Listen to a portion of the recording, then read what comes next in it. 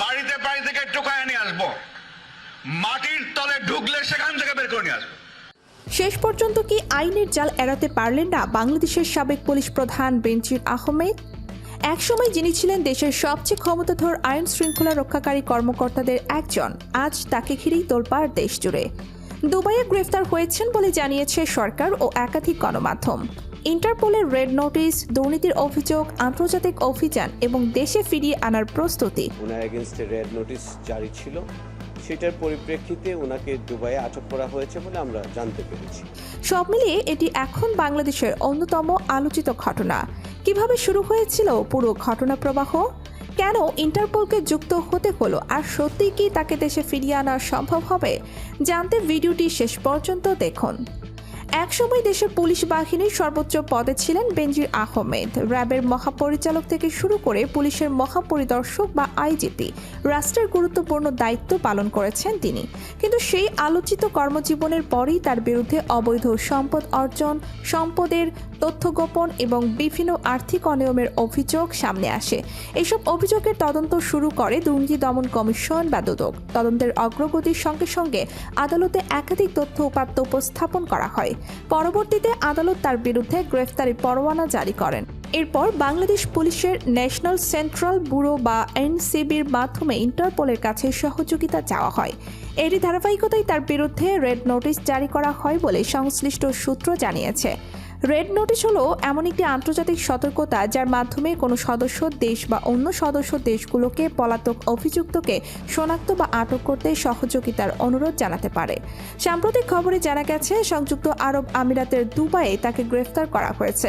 দুর্নীতি মামলায় অভিযুক্ত বেনজির আহমেদকে সংযুক্ত আরব আমিরাত পুলিশ কর্তৃক গ্রেফতার করা হয়েছে।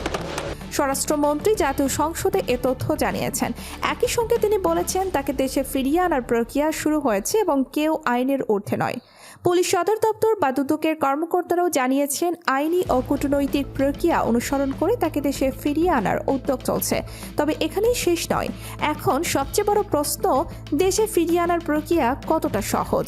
আন্তর্জাতিক আইন অনুযায়ী কোনো ব্যক্তিকে অন্য দেশ থেকে ফিরিয়ে আনতে আনুষ্ঠানিক বা আইনি হস্তান্তর প্রক্রিয়া অনুসরণ করতে হয়। সংশ্লিষ্ট দেশের আদালত, আইন এবং দুই দেশের কূটনৈতিক যোগাযোগ এখানে গুরুত্বপূর্ণ ভূমিকা পালন করে। তাই গ্রেফতারের খবর প্রকাশ পেলেও দেশে ফিরে বিচারিক প্রক্রিয়ার মুখোমুখি হতে কিছুটা সময় লাগতে পারে। বিশ্লেষকদের মতে এই ঘটনা শুধু একজন সাবেক কর্মকর্তার বিরুদ্ধে আইনি পদক্ষেপ নয়, এটি আইনের শাসন এবং জবাবদিহিতার প্রশ্নও একটি বড় বার্তা বহন করে। কারণ দীর্ঘদিন ধরে সাধারণ মানুষের মধ্যে একটি প্রশ্ন ছিল, প্রভাবশালী ব্যক্তিদের বিরুদ্ধেও কি একইভাবে আইন প্রয়োগ হয়? সাম্প্রতিক ঘটনা প্রবাহ সেই আলোচনাকে নতুন করে সামনে এনেছে। অন্যদিকে আইনের একটি মৌলিক নীতি হলো আদালতের চূড়ান্ত রায় না হওয়া পর্যন্ত কাউকে দোষী বলা যায় না। বেনজির আহমেদের বিরুদ্ধে যে অভিযোগগুলো রয়েছে সেগুলোর সত্যতা এবং আইনগত অবস্থান চূড়ান্তভাবে নির্ধারণ করবে আদালত। তাই বিচারিক প্রক্রিয়ার প্রতিটি ধাপই এখন অত্যন্ত গুরুত্বপূর্ণ। এখন পুরো দেশের নজর এক জায়গায়, দেশে ফিরিয়ে আনার উদ্যোগ কতদূর এগোয়, আদালতে নতুন কী তথ্য উঠে আসে এবং এই বহুল আলোচিত মামলার পরবর্তী অধ্যায় কি হতে যাচ্ছে, সেই উত্তরই হয়তো নির্ধারণ করবে বাংলাদেশের সাম্প্রতিক সময়ের অন্যতম আলোচিত এই ঘটনার ভবিষ্যৎ। এদিকে সামাজিক যোগাযোগ মাধ্যমেও বিষয়টি নিয়ে চলছে ব্যাপক আলোচনা।